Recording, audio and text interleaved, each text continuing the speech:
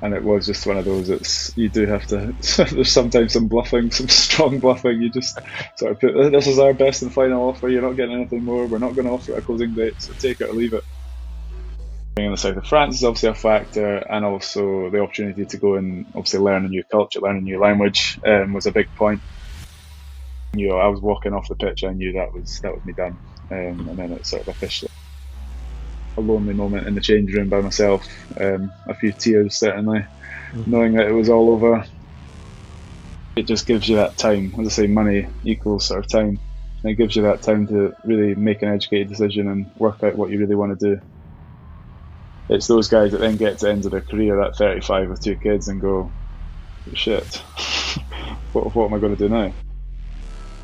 So that network, there are people who are quite simply interested in talking to you, understanding your story. Yeah. How did you find the words to be able to articulate what it is you wanted to do?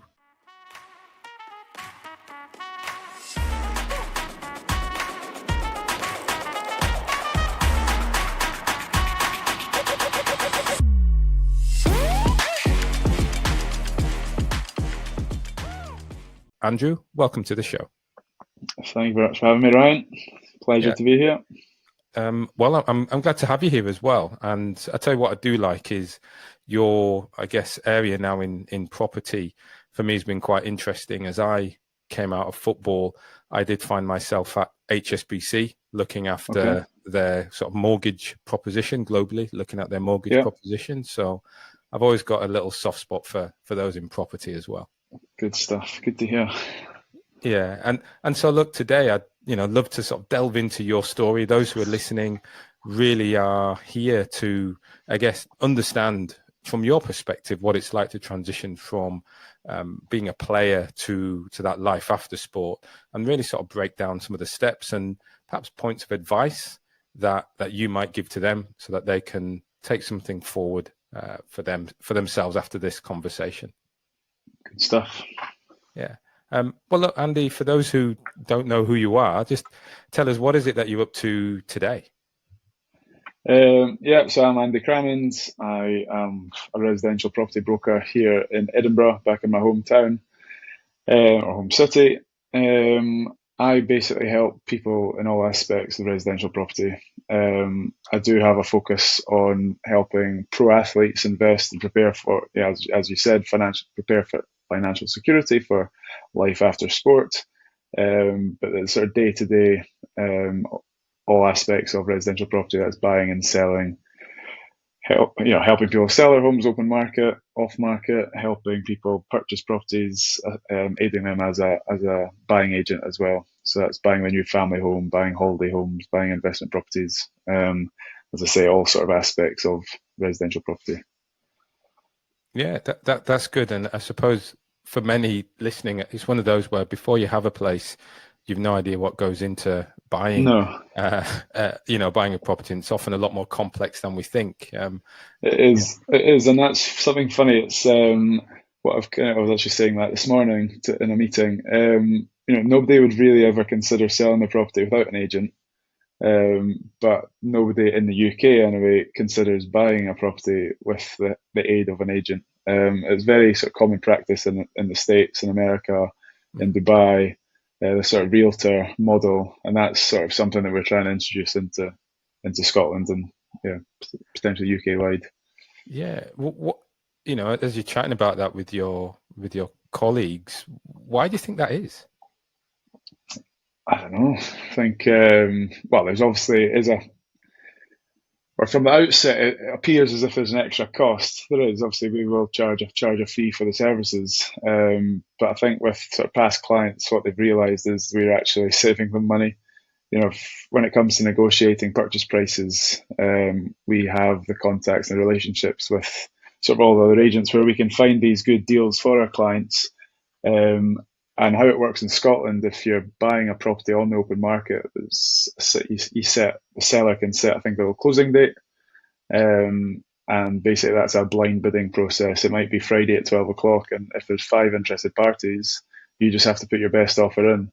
You don't know what the next offer is. And so, I mean, it's slowed down a little bit now, but especially in Edinburgh a couple of years ago, everything was going sort of 20%, 25% over asking price, because it was so buoyant. People had a bit more money available, and they were just paying lots of money more than the property was actually worth. So I think when using us, we can make sure you're not overpaying for a property, and then try and secure that purchase price prior to a closing date. So in the long run, you might, if you do it yourself, you might be paying 50 grand more than needed, whereas in reality, you might pay us a few grand to help you in the process. But we've saved you maybe 45 grand in the long run, as I say. And probably a lot of stress as well. I love Well, this the is it. Yeah, yeah, I love the shifts or the changes in the way properties bought and sold across the world. And yeah, you just describing that, I was like, gosh, yeah, that is the case. It's nerve-wracking in some yeah, respects there than it is in other markets where it almost moves through with certainty from the yeah, moment yeah. of be it an auction or from the day it goes for sale, and then things move from there. So yeah, must mean you have nerves of steel as well yourself going through that. Well, you do have to. I've just secured. Was that Wednesday morning? Secured a purchase for a property for a client, and it was just one of those. You do have to. There's sometimes some bluffing, some strong bluffing. You just sort of put, this is our best and final offer. You're not getting anything more. We're not going to offer it a closing date, so take it or leave it.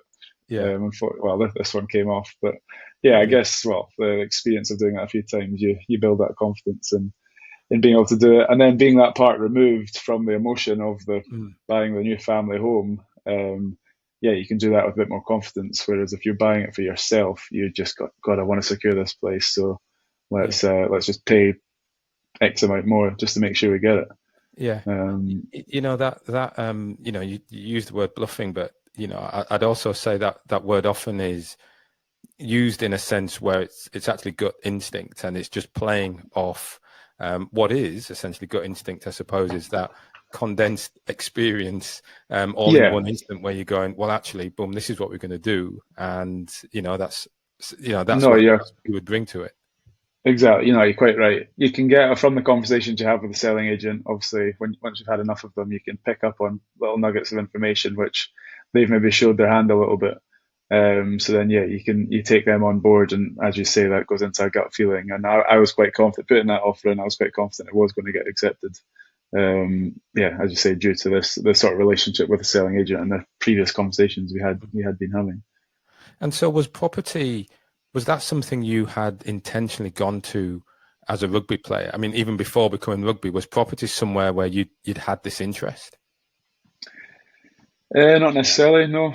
I don't know. I suppose growing up, dads, often some people might have had an influence from parents if they've been property investors or whatnot, been in the industry. And my dad was very much a stocks and shares pension man, no interest in property, well, yeah, not wanting to deal with leaky roofs and things.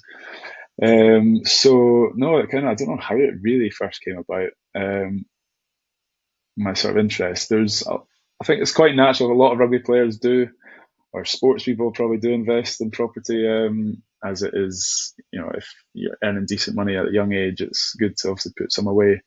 And I guess that's probably where it kind of came from. This is the sort of thing a lot of rugby guys do. So I checked it out, and it just took my interest. And by the time I finished, I really found myself. I realised I was in a pretty small network of rugby, sort of rugby fans, rugby community, but that they were sort of heavily involved in the property sector. So I kind of said to myself, well, it'd be a waste of that network if I wasn't to sort of capitalize on that and Mm.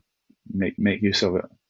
Yeah, yeah, no, yeah, you're right. And I suppose I think of sort of my experience, but also speaking with individuals on this show, property, as in that's one of those first elements where people start to think of securing for themselves Yeah, once they start, having money come through. But I guess I'm interested then, sort of taking it back. You're talking about you as a rugby player. Let's understand a bit more there. For you growing up, or when did rugby become something that was serious for you? yeah. My journey was probably a bit different to other sort of pro players.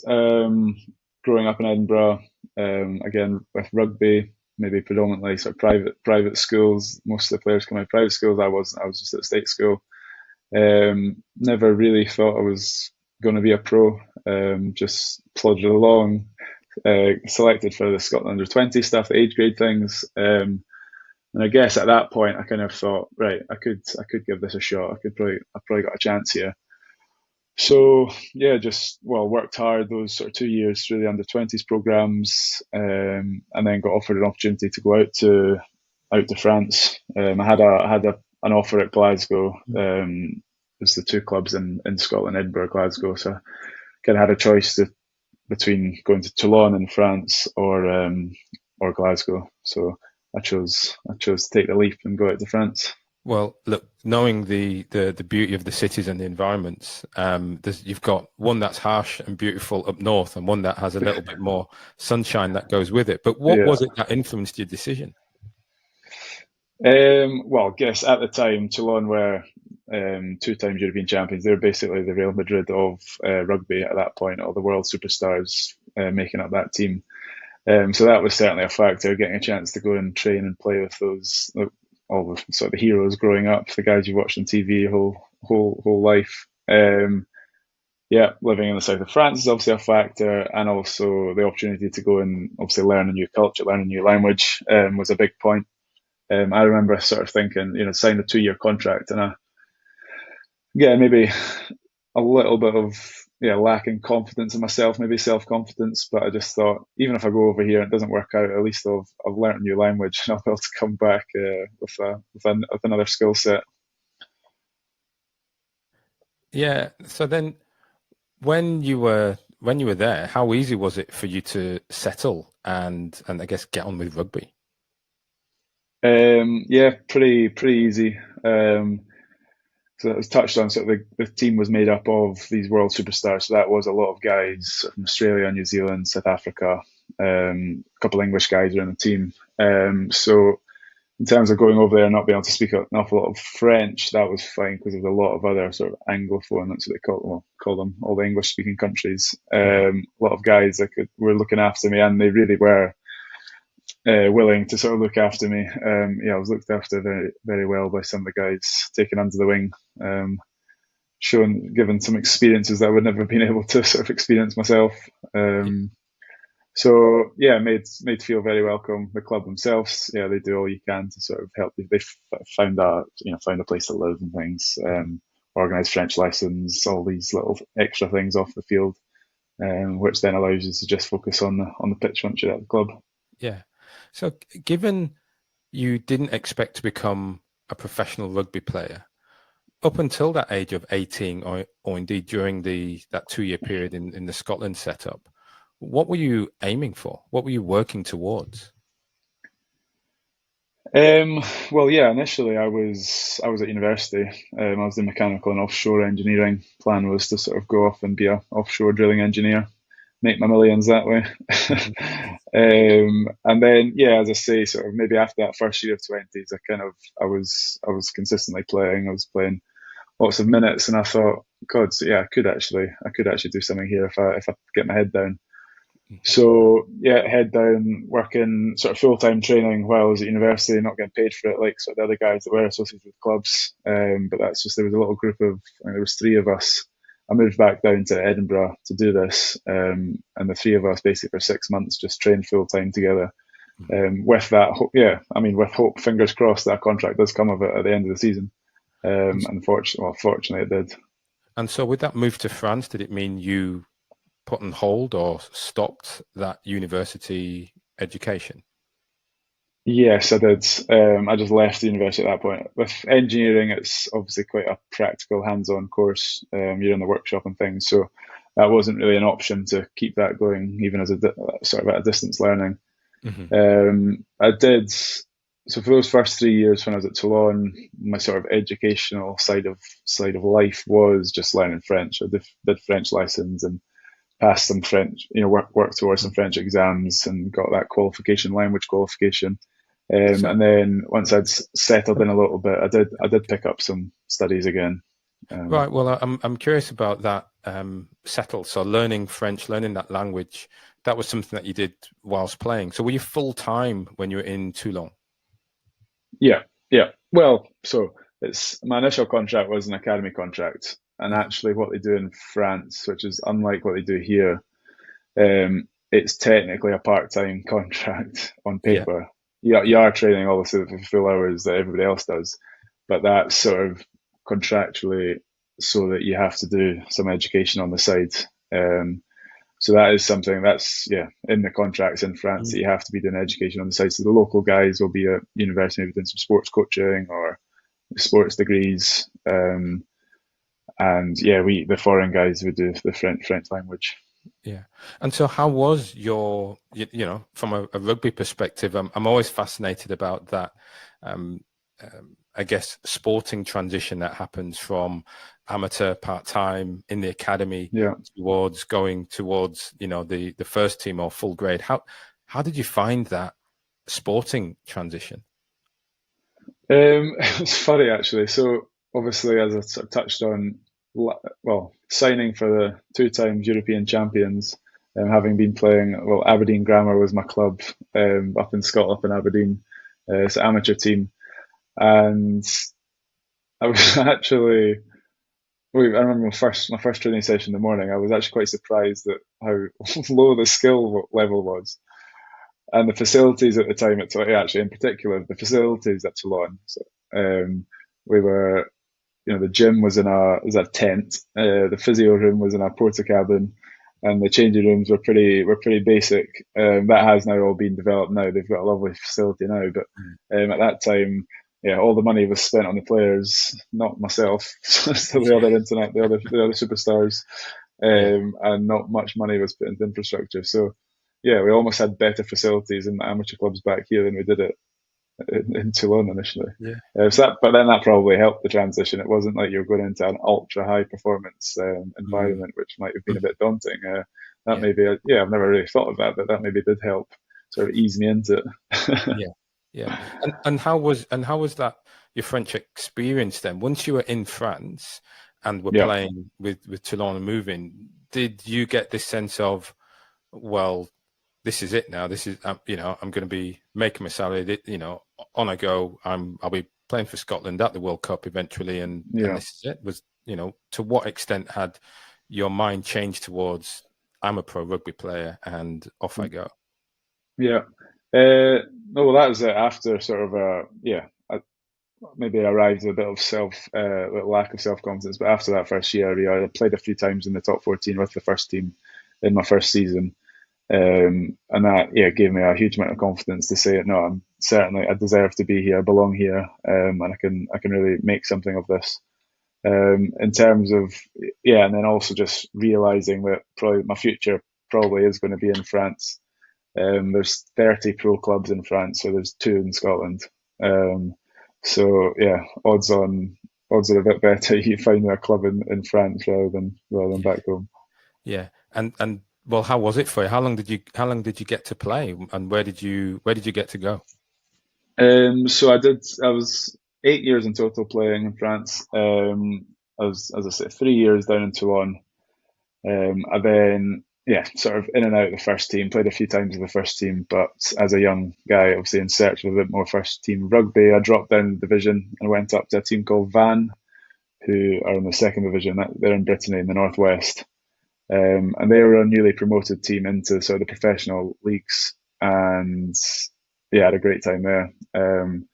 Became a big part of the team, sort of calling the lineouts in that leadership group, which was great for me as a young guy. I grew a lot, again, more confidence and just improved as a player. And it was a great little town. The town were really behind it. The stadium was right in the centre of town, so we'd have full house every game, and all the away teams used to love coming and playing in Van because it was such a good environment and such a great pitch. That was a great place to be. And then that took me so that was 2017 up to COVID 2020. And again, I was ready for a bit of a change. At that point, there was a sort of an opportunity to come back to Edinburgh. We were in a bit of negotiations, but that never really came to anything. And then, so I had to accept maybe, at the time it probably was the second option to go down to Biarritz in the southwest near the Spanish border. But looking and sort of in hindsight, I'm glad I made that decision. Biarritz is, yeah, I mean, that's the best part of France. If anybody wants to go to France, go to Biarritz. And the club is again, it's another sort of a historic rugby club as well. So it was cool to be part of that, playing for them. Yeah, yeah. I mean, it is, and rugby there certainly helped move you around some of the beautiful parts of the country, which is absolutely fantastic. Now, during your career, at what point did you start to realise this is going to end at some point? Kind of throughout my career, I struggled. So my injury was concussion. I had too many concussions, which I was sort of told to stop when I did. But I did sort of struggle throughout my whole career. So I did. Well, I kind of knew I was never going to be playing to 35 like some guys do. So yeah, actually, when I went to Van, I did start some. I picked up a online degree, a online course from the university back in Scotland. Started accountancy. I quite quickly realised that probably wasn't for me. So I stuck at that for about a year and then called it a day. And then while I was at Biarritz, I did an online business degree. Just exactly as you say, as part of that sort of preparation, having that certificate for whatever's next. And then alongside all of that, obviously my interest in property and learning as much as I could, sort of reading all the books, listening to all the podcasts, and doing as much as I could, going on some courses. So yeah, all sort of in preparation, knowing that I wasn't going to be playing for sort of 10 years longer. It was going to probably end in the next few years. Right. So how did you balance pursuing those academic qualifications while still playing professional rugby? It's just about organisation. Obviously, rugby was the priority at the time, and yeah, always was.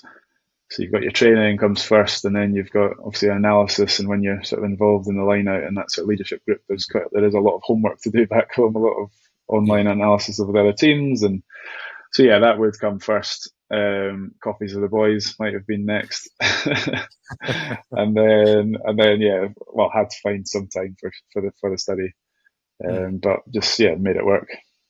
And well, what was hard? What was the biggest challenge or obstacle that you had during that balance? Just time. There'd be late nights cramming it all in. And just juggling it, as you say. And some weeks maybe wouldn't be doing any work, and then you just have to catch up when you did find some free time. Maybe in the down weeks, when we didn't have a game, then you could sort of get the head down into the books a bit more, and you just have to find a way to make it work. Mm-hmm. Yeah, well, it does seem like you did. When you think towards that end of your career, then that retirement from professional sport, how did you prepare for that? What was going on with you there at that point? Well, it's kind of an interesting period. So we come back. So that was my last game was October the 9th, 2021.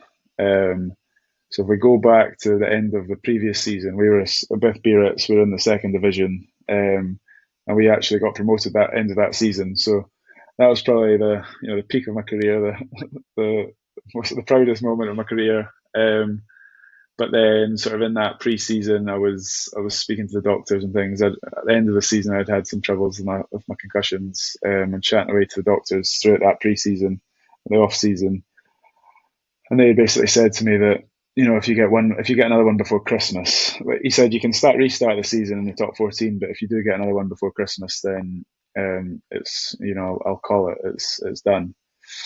So obviously that's in the back of your mind, getting ready for this next season, but then the season got off to an absolute flyer. We had a home game did we start against Bordeaux I think Bordeaux.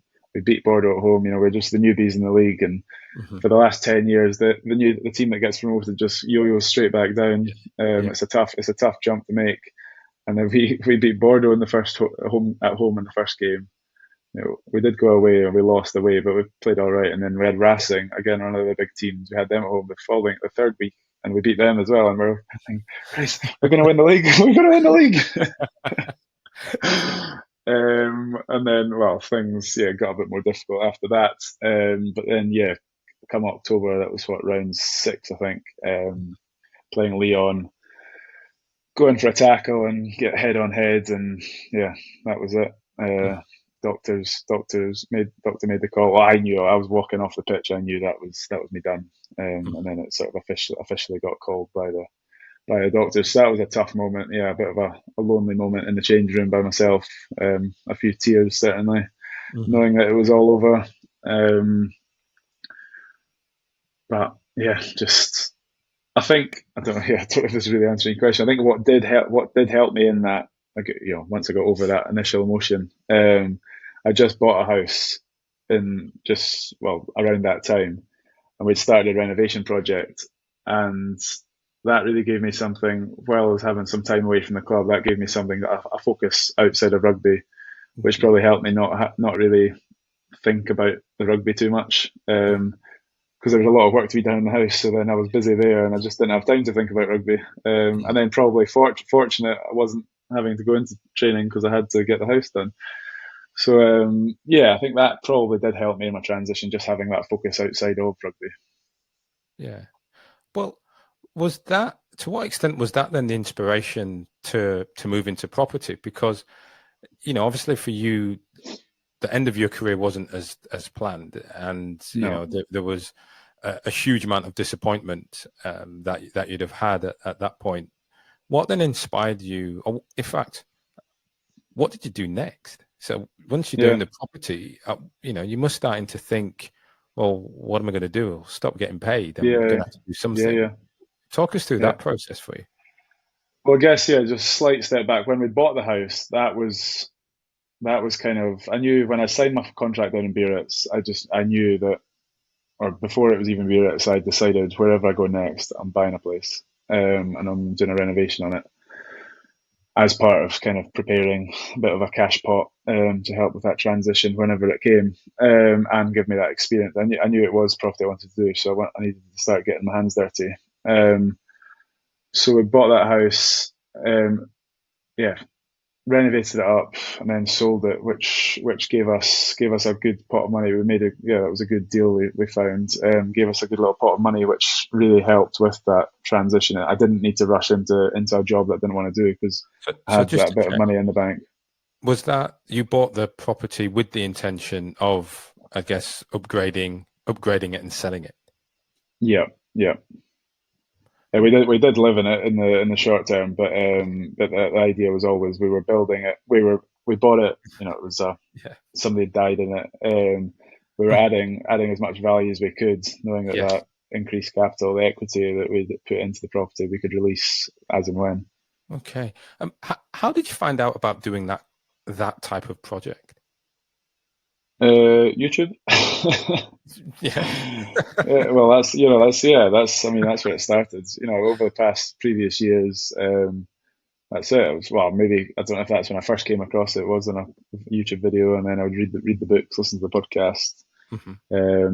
Always interested in DIY, so I kind of understood the concept now, that the strategy of, okay, you can do this, add some value, and then you're going to make some money at the end.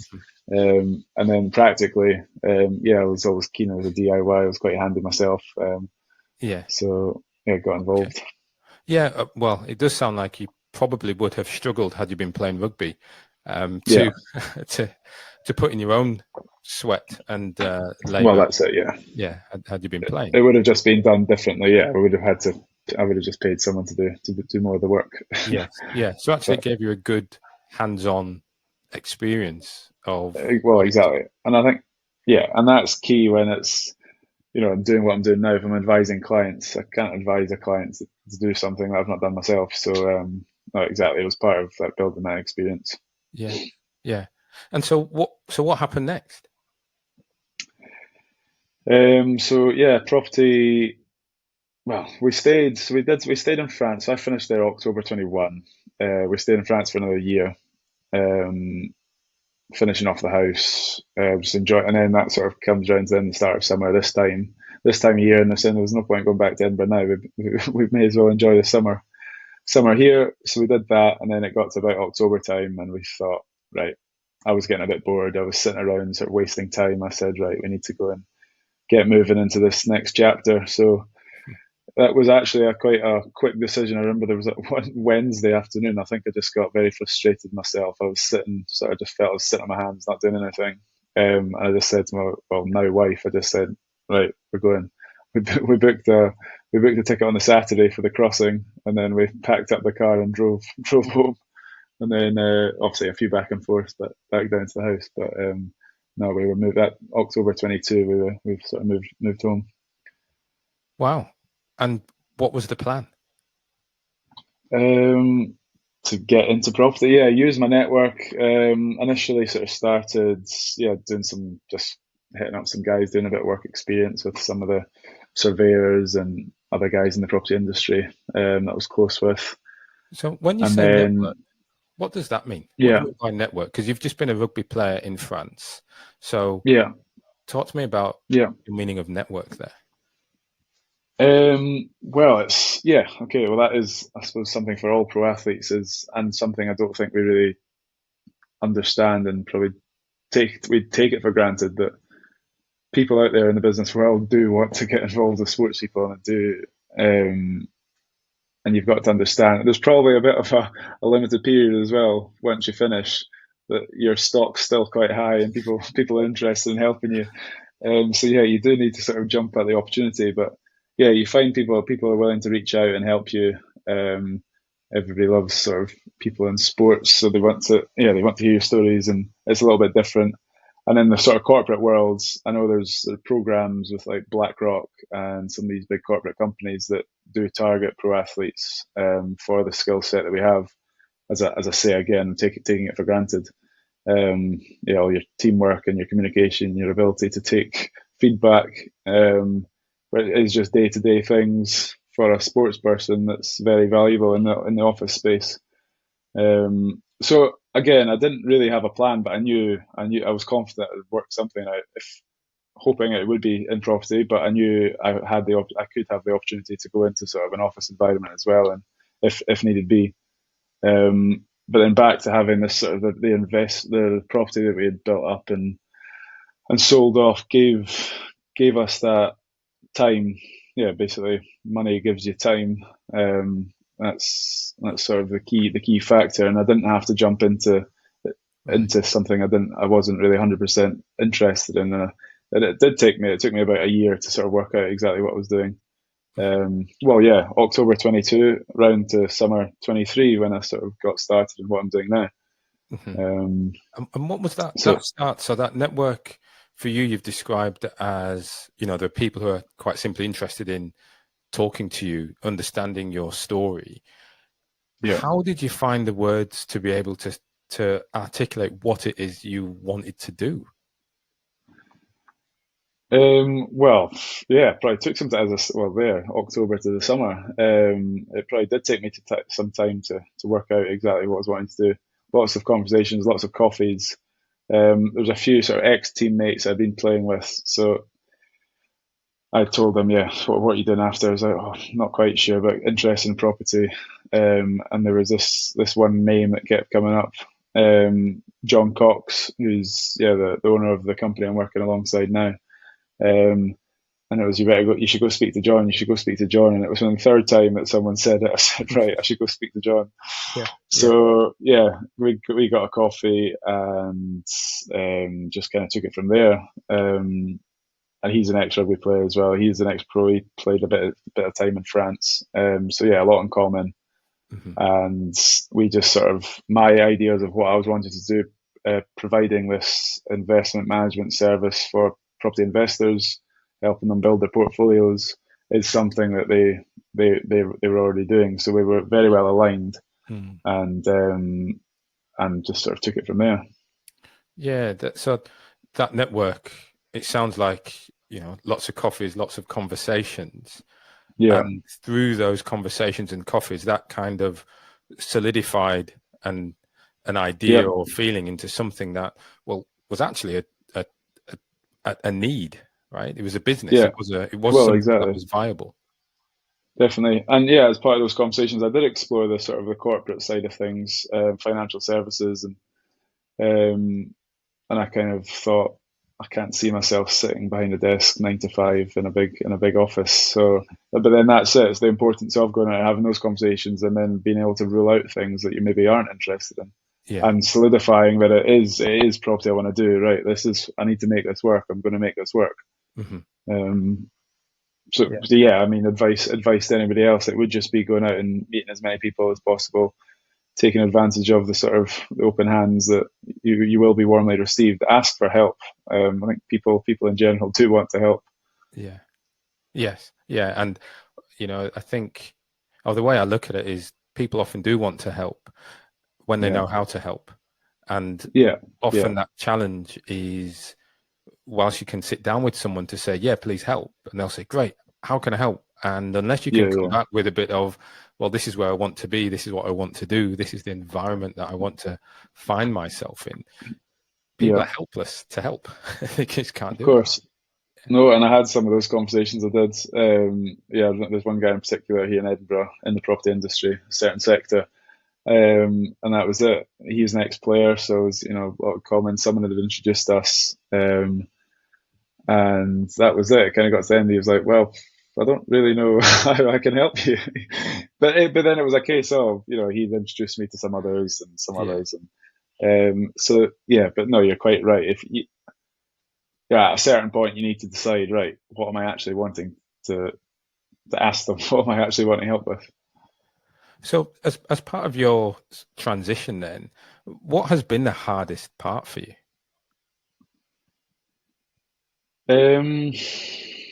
I feel as if I've been quite fortunate and not found anything too difficult. I think, obviously, you miss playing rugby and playing in front of 10, 20,000 people. It's a feeling you'll never get again, and winning these big games is something you'll never experience again.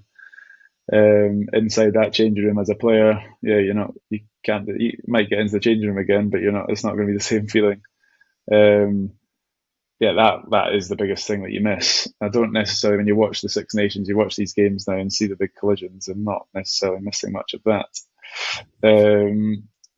And then, sort of touched on there, I've sort of felt as if I've had it relatively easy. It's not been easy, but I've managed with it quite well. But I think that came down to having these focuses outside of rugby and having sort of being excited to come back to Edinburgh. I'd been away from home for a long time, so that was almost an opportunity for me to come home. And I ended up viewing, although my career maybe ended 7-8 years earlier than maybe could have, I actually saw that as an opportunity to sort of kickstart this next career 7 or 8 years earlier than I would be doing. And with two kids at the age of 35, then started going around thinking, Christ, what am I going to do now? I'd be in a lot more pressure to jump into something that wasn't maybe necessarily, 100% wanting to do. Whereas I was able to. So I tried to put that positive spin on things and sort of see things in a different light, which I think, it has helped me. Yes, without a doubt, and that positive attitude certainly helps. Yeah.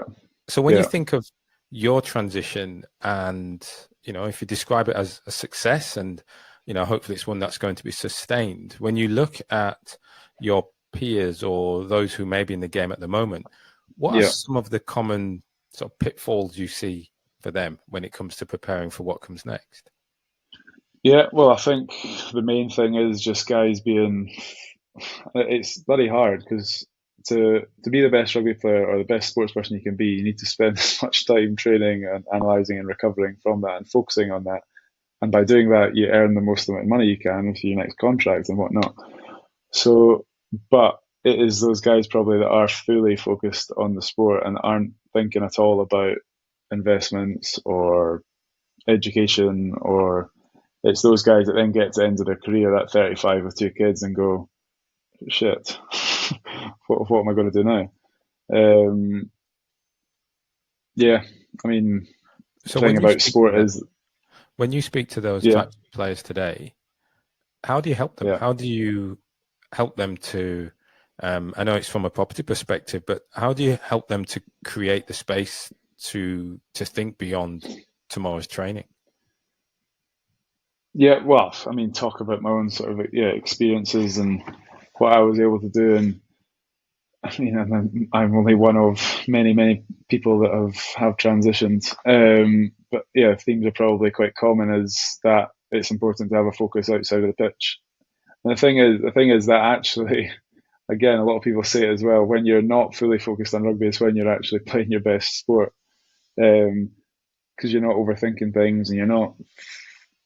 So it's kind of counterintuitive, but yeah, it's trying to get that point across to them that by doing this and having some time away from sport, then it's actually going to come back and benefit you in sport and for preparing for life after. Yeah.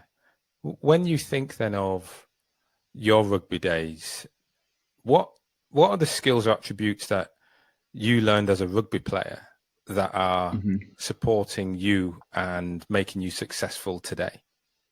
Yeah.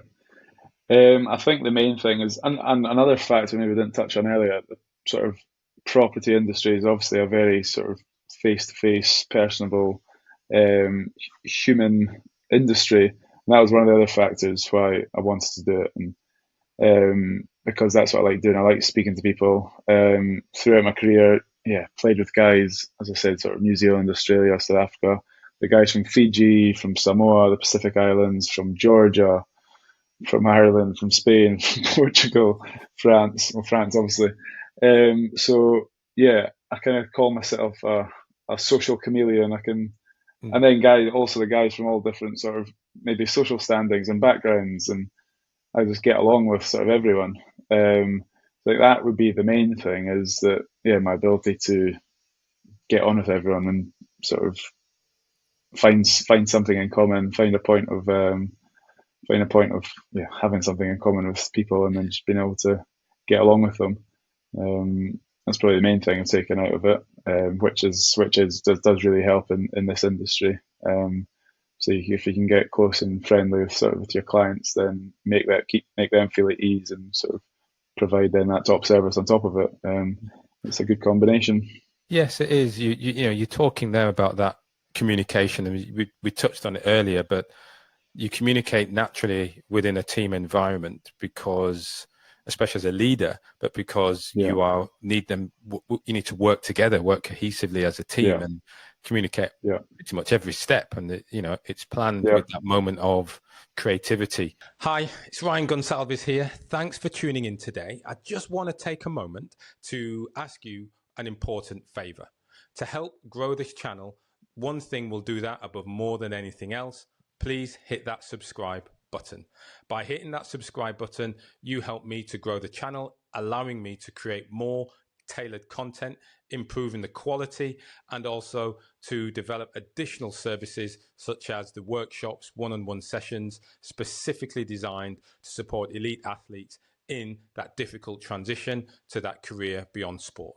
So if you want to join me on this journey to help inspire, guide, and connect individuals to find their second wind, please hit that subscribe button. That Yeah. service that's allowed. And when you think then of the process, that planned process that you might take your clients through today, you still need to keep that, cool head, take out the emotion, Yeah. sort of, Oh, certainly. follow a process or practice that you've done every day, to get the best results. Yeah, yeah. No, and then as you say, sort of back at rugby days, you're trying to align 15 different people into the same direction. Whereas it's probably easier nowadays when you've got a client, a mortgage broker, and a solicitor that you need to get all on the same path. Yeah. But yeah, so then again, that's sort of things you take for granted, but it is that way of communicating a message and making sure that everybody understands it. And then, as I say, with the background, making sure everyone understands that in French, in English, in Fijian, and Yes. there has been some challenges in the past, but yeah, fortunately, it's a bit simpler now in English and with less heads to direct. Yes. You spoke about one of the proudest moments as a player, winning promotion into the top division in France. What do you find most rewarding about your career today? Yeah, it's just seeing that years and years of hard work did come into fruition. I actually kind of, having sort of said that I knew I was never going to be playing until 35, 34, 35. would have been a good career. But I kind of accepted to myself, maybe about 25, that I think once, although it was the doctor that made the call in the end, I was kind of happy to take that decision. I'd kind of told myself I knew I needed to stop in the next few years, and it was either once I became a Scotland internationalist or I got back into the top 14. So that was kind of my two goals. And then once, if I hit one of them, I would have kind of been happy. So then, yeah, then the few years of hard work after that sort of decision being made to make sure I was putting myself in the best position to achieve that one of those goals. Yeah, unfortunately, didn't quite get the Scotland cap. That would have been obviously that would have been a better achievement. But yeah, I was proud to then get back to top 14, play at the top level, and sort of go out on a bit of a high. Yes, yeah. Well, like you say, playing for Scotland or getting an international cap, I guess it would have been a different kind of achievement, a different success. Yeah. To leading the team to win. Yeah. Something that changes a whole town or gets a whole town or behind as well. Looking back, what would you have done differently in terms of planning for your career transition? Start like genuinely, and again, I mean, I've got my property sort of focus, but I would always advise clients to have a diversified portfolio. Don't chuck everything into property. Don't chuck everything in stocks and shares. Have it across everything. Diverse portfolio. But I would have started investing earlier. I remember that when I did first go to Toulon as a 19, 20-year-old, the older guys there, that's what they were saying. Just put €100 away, just €100 a month. It's like, yeah, shut up, old man. Yeah, I'm going out this weekend. But no, it's so true. And when you see the sort of the power of compounding interest, and it literally does just take £100 a month, £50 a month, whatever you can afford. So I would have just got started with that at the beginning. Yeah. Well, look, I suppose it leads on to one of my final questions, but based on the lessons you've learned along the way, what would you share with the listeners?